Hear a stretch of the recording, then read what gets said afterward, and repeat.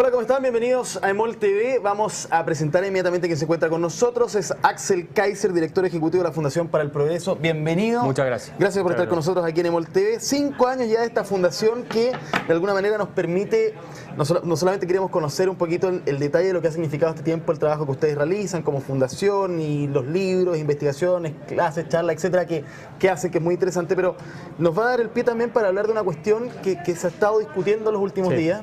A propósito quizás del tema elecciones, pero podría no serlo, que es qué pasa con las ideas en Chile. ¿Dónde están concentrados, digámoslo así, los focos de discusión cultural, ideológica, política? Y sobre esa materia, la Fundación para el Progreso, sus distintos voceros, en particular tú también, daban cuenta de una capacidad de la centroizquierda o de la izquierda de movilizar muchas veces una agenda cultural, pero lo que se cuestiona, lo que se dice ahora, y te lo pregunto a propósito del trabajo de ustedes también, ¿qué está pasando ahora? Parece que cambió un poquito esa idea. Cuéntanos en general, partamos de lo más general y vamos. Sí, bueno, la Fundación para el Progreso surge a raíz de un libro que escribí yo el año 2009 que se llamaba La Fatal Ignorancia, donde anticipaba que en algún minuto se iba a poner en jaque el sistema económico más bien liberal en Chile, porque avanzaban muy fuertemente estas ideas de izquierda, de un estatismo más intervencionista, de redistribución, y que cuestionaban el famoso modelo neoliberal, como se llama.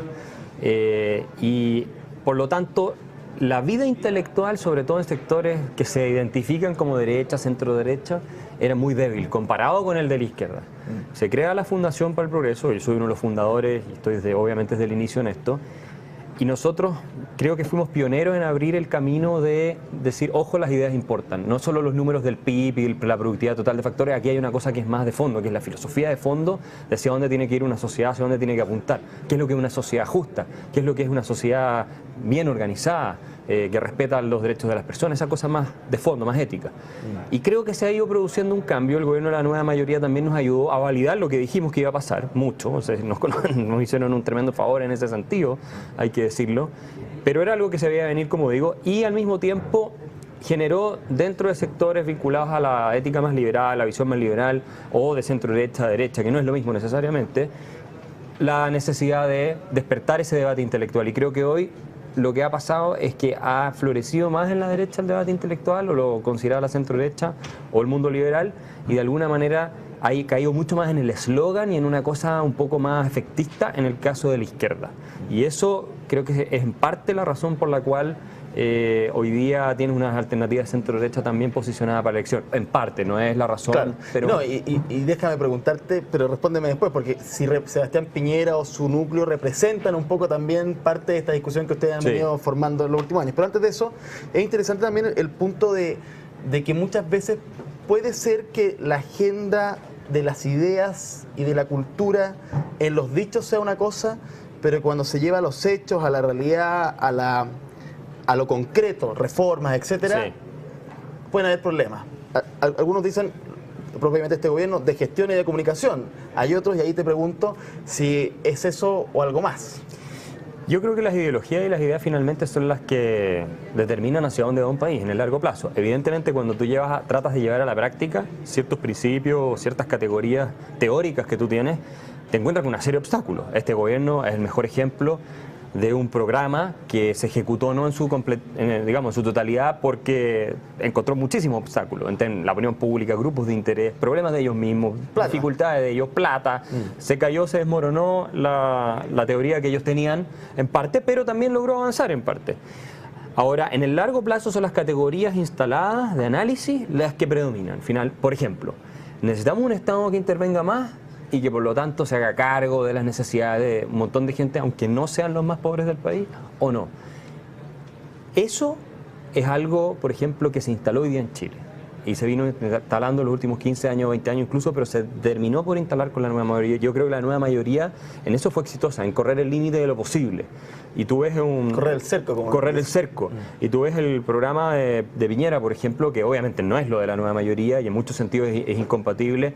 Yo diría que recoge bastante un espíritu liberal, pero también incorpora categorías de análisis de la nueva mayoría, que son esto que el Estado tiene que hacerse cargo de alguna manera, obviamente no con los derechos sociales universales, pero de la gente, ya no de los más pobres, sino que del 60% de la población prácticamente. Y eso a mí me parece que en cierto sentido es un triunfo de la centroizquierda, de la izquierda, aunque no como ellos quisieran, un triunfo en parte pírrico, porque lo que va a venir, si es que Piñera logra también implementar su proyecto, cosa que no es tan clara, es un esquema mucho más privado y respetuoso de la libertad individual de lo que ellos habrían pretendido imponer o llevar adelante. Entonces, sí creo que el eje igual se corrió hacia un país que va a avanzar cada vez más en una línea de un Estado que gasta más. Ahora, ¿qué es lo que quiere realmente o qué es lo que piensa la gente? Porque hay varias encuestas que a veces son contradictorias, pero y finalmente te dicen que el chileno está muy claro todavía en ciertas materias, pero en particular con el rol del Estado.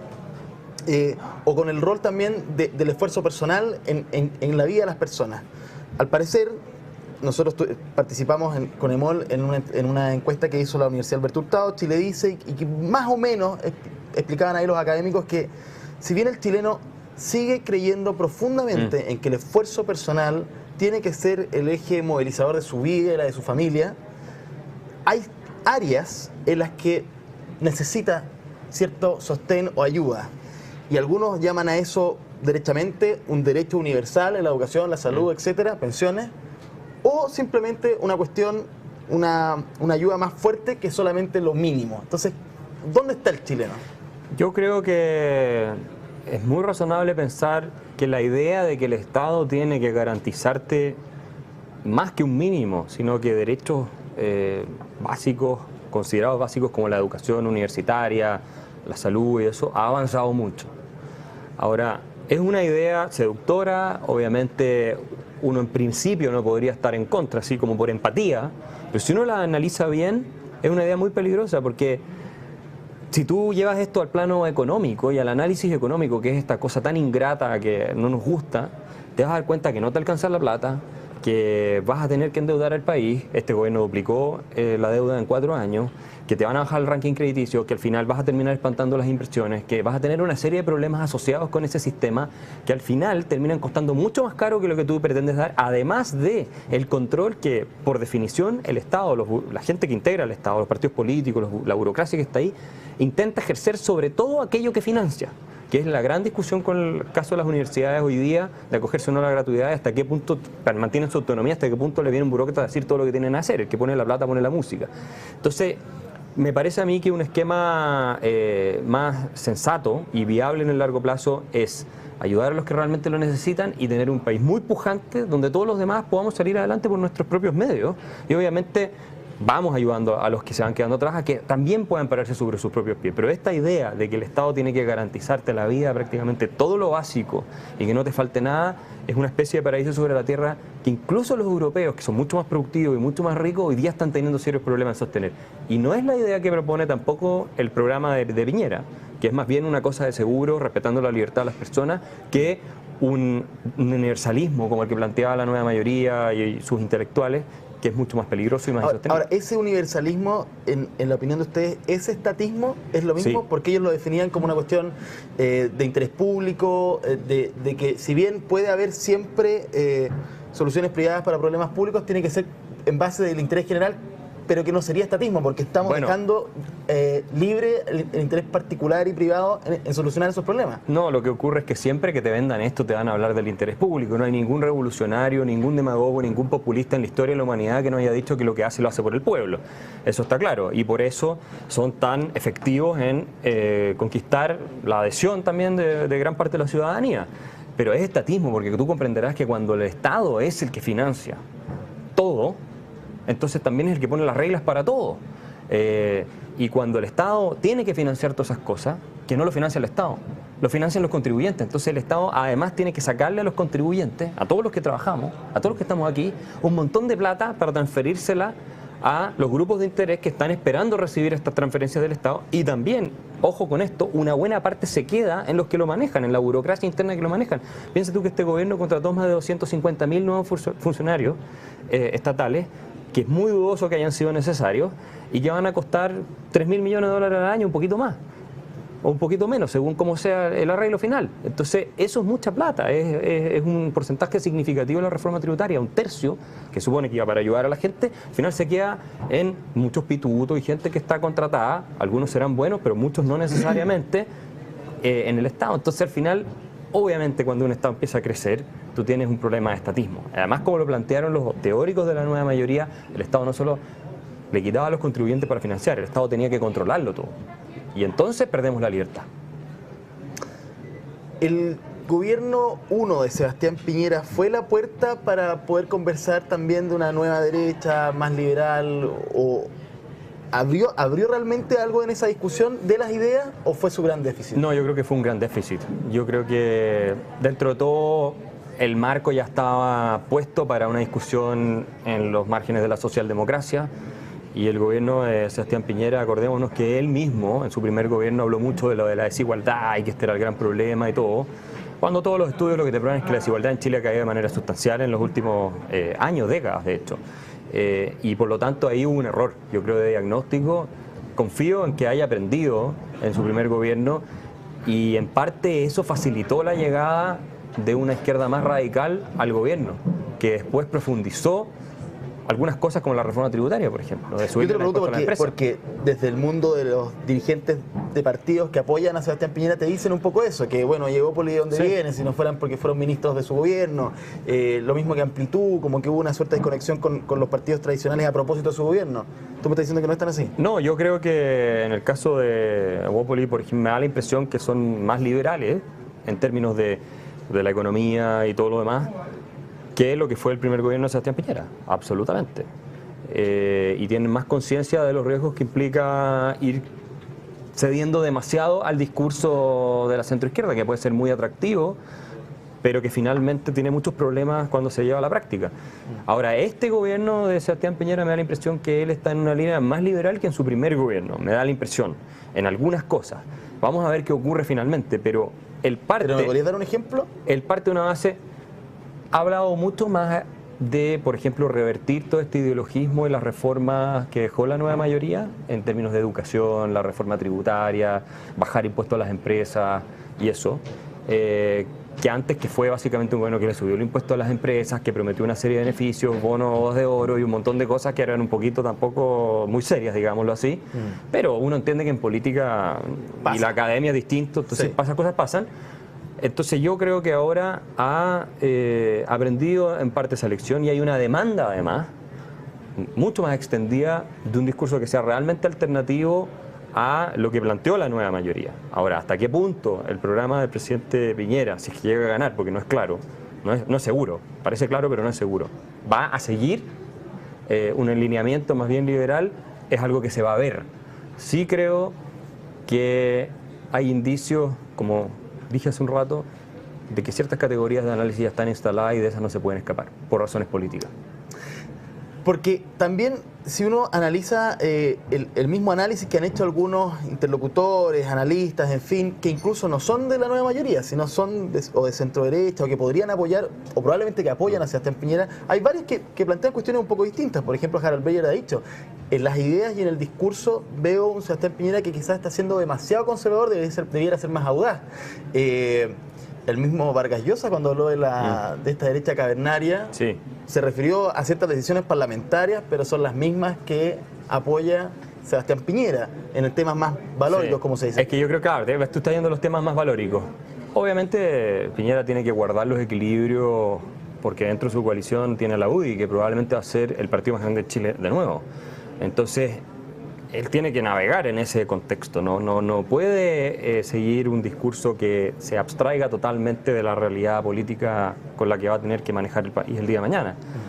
Sí creo que en lo valórico también han habido avances importantes, y tienes en la misma centro derecha partidos como Evópolis y otros más que son más liberales que lo que se conocía antes. Yo creo que eso es algo que de alguna manera ya también está instalado como categoría de análisis, es cosa de tiempo para ver, ya viste que salió la ley de aborto, yo creo que es cosa de tiempo para que salga el matrimonio homosexual y esas cosas así, no lo veo algo tan improbable. Lo que a mí más me preocupa no es eso, sino son las libertades individuales en términos de elegir. Es de elegir el servicio de salud que tú quieres, emprender proyectos educativos, de tener libertad, de que el ministerio no llegue y te imponga los contenidos que tienes que enseñarle a tus hijos. La libertad de expresión, a mí para eso es uno de los principios amenazados. Ahora se están proponiendo leyes que quieren empezar a controlar lo que la gente dice o no. Me parece, eso es arriesgado y es peligroso. Yo espero que en una discusión pública muy intensa logremos frenar el avance de esas ideas más bien intervencionistas y colectivistas, para que mantengamos estas libertades resguardadas. Y volviendo a la fundación o personas vinculadas a la fundación, por ejemplo, Mauricio Rojas ha planteado que de alguna manera Sebastián Piñera podría convertirse en un hombre clave para una nueva transición. Roberto Ampuero, bueno, fue colaborador directo, ¿no? Pero también en la voz desde probablemente lo que representa la fundación, también ha planteado ciertas ideas a propósito de que este gobierno podría ser un clivaje entre el pasado y presente de la transición completa o desde el regreso a la democracia, en fin. ¿Qué de eso es tan real, es tan o que ustedes conversan o han investigado que tiene relación con eso? Lo que ocurre es que si Sebastián Piñera gana nuevamente la presidencia de la República, vas a tener un evento que es histórico. O sea, que en muy poco tiempo la centro-derecha ganó el gobierno dos veces. Eso es algo que prácticamente no ocurrió en todo el siglo XX. Entonces, creo que sí hay un espacio para cerrar definitivamente una transición política que lleve también a terminar con la lógica del sí y el no, que es una lógica muy absurda de mantenerla a estas alturas, yo encuentro, y que es porque los viejos, digamos, de la época, que todavía están liderando la política, no resuelven todavía esas diferencias, pero hoy día tú ves que en la misma nueva mayoría, la democracia cristiana, por decir algo, hay mucho más coincidencia en muchos de ellos con Sebastián Piñera y con lo que plantean ellos que lo que plantean sus mismos socios de coalición. Entonces, esa lógica de no nos vamos a asociar con ellos por la dictadura, yo creo que a estas alturas está completamente trasnochada. Y eso, si entiendo bien lo que se plantea, es un avance para todo Chile, porque nos sacamos de una vez por todas seguir mirando al pasado y empezamos a mirar al futuro. ¿El cambio en el sistema parlamentario va a generar un nuevo sistema de partidos? Yo creo que sí, porque la lógica del binominal favorecía a los dos bloques grandes y ahora estamos viendo que se degrana todo, estamos viendo que va con un montón de listas la izquierda con 6 listas y por lo tanto va a favorecer eso, y los que logren mantener un proyecto más coherente y de unidad, curiosamente hoy día es la centro-derecha, la que está más unida, cuando antes se peleaban por todo, que es la centroizquierda que está peleada a muerte con todo y se tiran todos los días cosas increíbles por televisión. Y eso es un cambio también en las reglas del juego. Y si se logra concretar bien con un gobierno de Piñera, que además de resolver los problemas de inseguridad pública que tiene Chile y de crecimiento económico y todo eso, deje como sucesor a otro de la misma línea, alguien de centro derecha, entonces vamos a tener un país muy distinto que el que conocimos hacia atrás. ¿Y cuál va a ser el rol de la Fundación en los próximos 5 años? Entonces? Nosotros obviamente somos una institución independiente de partidos políticos y defendemos una línea, que es la línea liberal clásica o liberal moderna, si tú quieres, y buscamos, con los matices que hay dentro, empoderar, para usar una palabra muy de moda, a las personas, para que sean ellos los arquitectos de su propio destino, para que el Estado no les diga lo que tienen que hacer, lo que tienen que consumir, lo que pueden decir, lo que pueden ver, ni les quite un porcentaje significativo de lo que ganan con su esfuerzo. Entonces nosotros vamos a estar en realidad defendiendo, promoviendo las ideas que están del lado de la libertad de los individuos y de su dignidad, de pararse sobre sus propios pies y salir adelante, porque incluso, termino con esto, incluso si tuviéramos tanta riqueza que el Estado nos pudiera regalar todo, a todos, ilimitadamente, ¿sería algo que estaríamos dispuestos a suscribir? ¿Cómo terminaría una sociedad así? Imagínate, tú no tuvieras que esforzarte por nada, nadie se tuviera que esforzar por nada en la vida, porque todo te llega regalado. ¿Qué tipo de seres humanos tendríamos? Hay un principio ahí en la naturaleza humana, y Aristóteles hablaba de esto, que requiere, ¿no es cierto?, el desarrollo de virtudes, de esfuerzo, de hábitos para potenciar el espíritu. Yo creo mucho en eso. Y por lo tanto la ética liberal avanza por ese camino, y obviamente respetando que cada uno sea el arquitecto de su propio destino, y eso es lo que vamos a seguir haciendo. Axel Kaiser, muchísimas gracias. Muchas gracias a ustedes. Sigan conectados aquí en EMOL TV, también informándose por emol.com. Que estén bien, nos vemos. Chao.